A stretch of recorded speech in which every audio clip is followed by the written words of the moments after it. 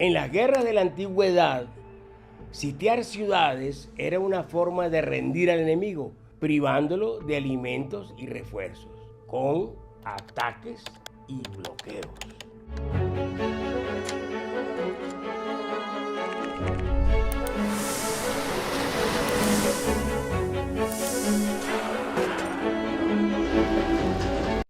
Así hicieron los griegos en Troya, en un asedio que, según la leyenda, duró 10 años. Los cruzados solo tomaron la famosa fortaleza de Acre después de cercarla durante 2 años. En 1453, fecha que marca el inicio de la era moderna, los otomanos sitiaron y tomaron Constantinopla. Y en 1492, los reyes católicos tomaron Granada, después de sitiarla durante 10 años. Cuando una ciudad caía o se rendía, la suerte de sus habitantes iba desde el exterminio al suicidio colectivo, como ocurrió en Masada, último sitio de la resistencia de los judíos después de la caída de Jerusalén. Sus 1000 habitantes se suicidaron.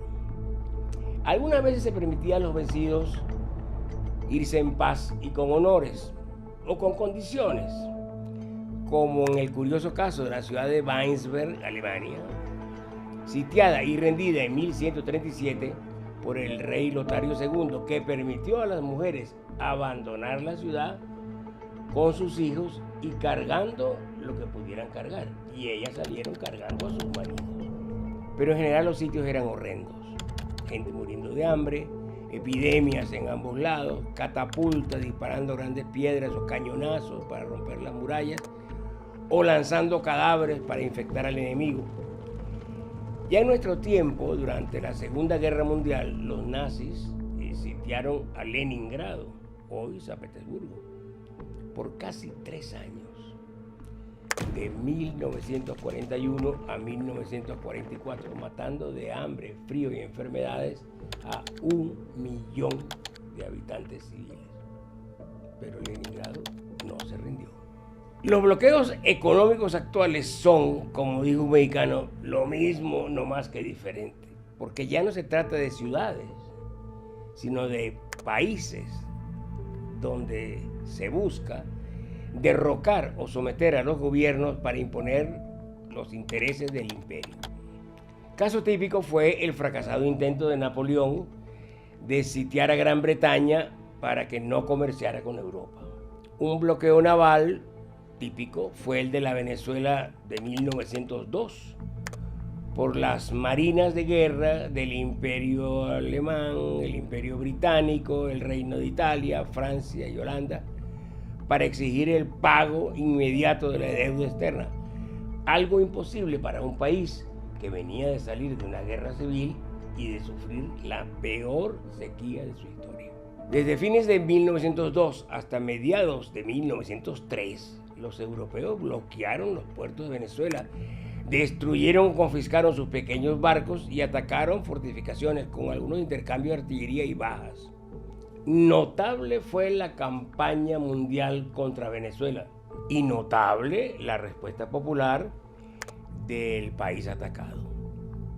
Cesaron las diferencias, las rencillas, los partidos, las facciones, y ciudadanos de todas las clases y todas las edades se ofrecieron voluntarios para defender al país, incluyendo al entonces joven médico José Gregorio Hernández, que fue canonizado en 2025 como el primer santo venezolano.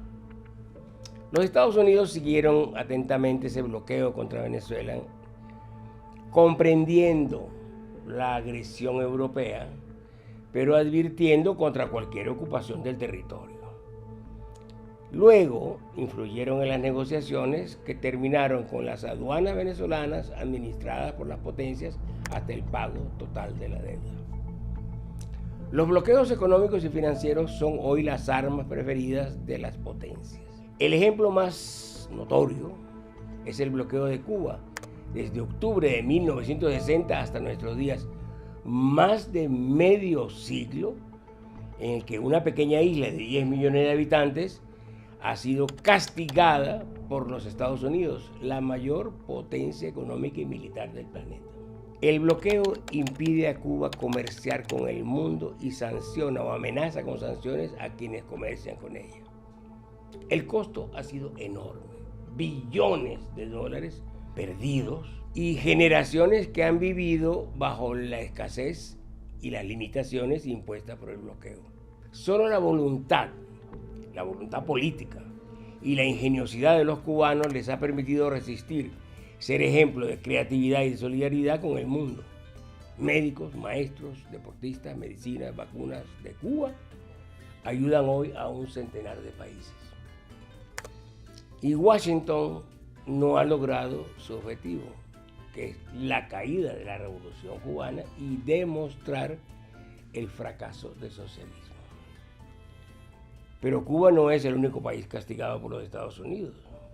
Están o estuvieron sancionados Irán, Corea del Norte, Rusia, Siria, Bielorrusia, Sudán, Somalia, Yemen, Zimbabue, Líbano, Irak, Libia, Myanmar, Eritrea, Afganistán y recientemente Venezuela. Venezuela soporta desde hace décadas centenares de sanciones económicas, financieras, así como sabotajes que han causado daños sobre todo a la población, sin lograr derrocar al gobierno bolivariano. Más aún, al cierre del año 2025, la CEPAL, que es la Comisión Económica para América Latina de las Naciones Unidas, informó que Venezuela es el país de la región con mayor crecimiento económico. Y además, por primera vez en casi un siglo, Venezuela produce más del 80% de los alimentos que consume y que antes importaba.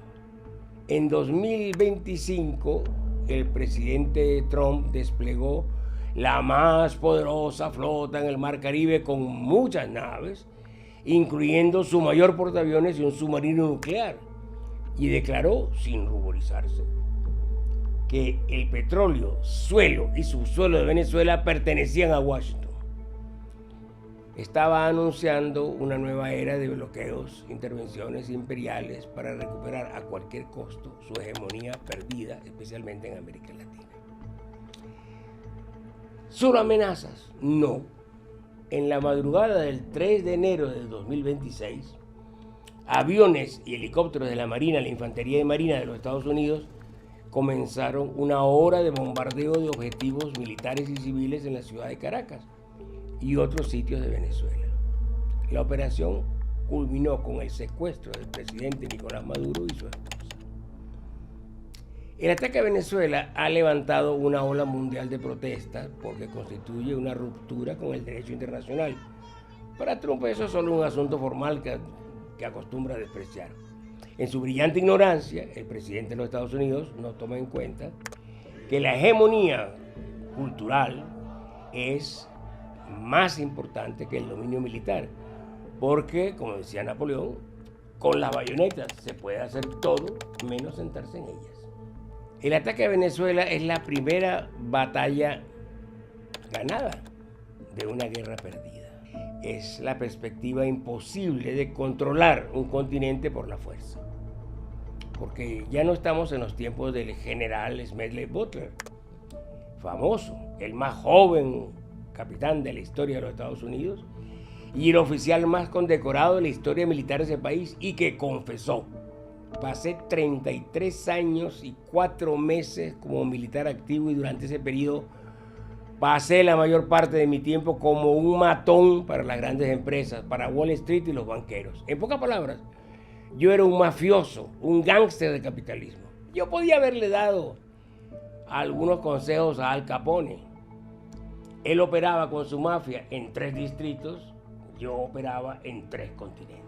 El mundo actual es completamente diferente al que relataba el general Smedley Butler por las guerras de liberación, sobre todo la guerra de Vietnam, por los avances técnicos del arma de infantería, especialmente antiaérea y antitanque, por el incremento y calidad de los drones en el campo de batalla, la comunicación instantánea de las redes sociales y sobre todo por el rechazo del pueblo norteamericano a la muerte de sus jóvenes en guerras lejanas para los intereses de las corporaciones y las grandes empresas.